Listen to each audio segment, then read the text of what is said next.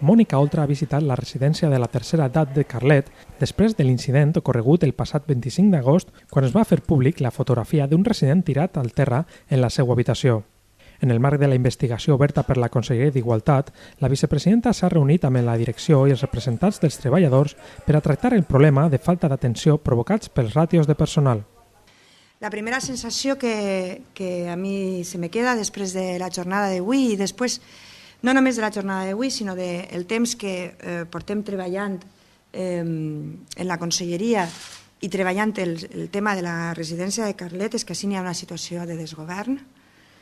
i n'hi ha una situació, sincerament, d'ingovernabilitat. La vicepresidenta ha acusat al govern central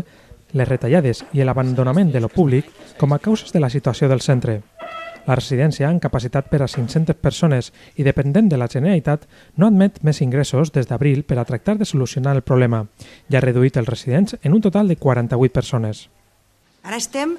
a ingressos zero en Carlet fins que puguem solventar la situació d'esta residència, que no només té el problema de personal, té un problema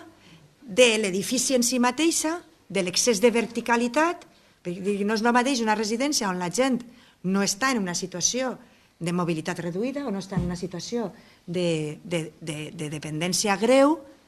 on la verticalitat és menys problema que una residència on hi ha molta gent amb un grau de dependència molt gran. El govern obrirà una investigació per a esbrinar les circumstàncies en què es va fer la foto del resident,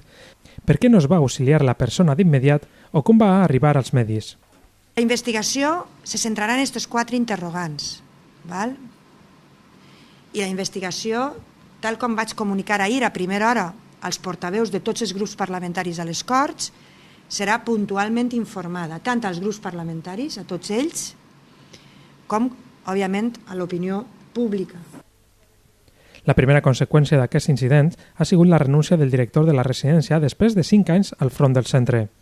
A més, la vicepresidenta ha volgut reunir-se amb el resident i els seus familiars per a expressar el seu suport i traslladar les disculpes oportunes per tot l'ocorregut.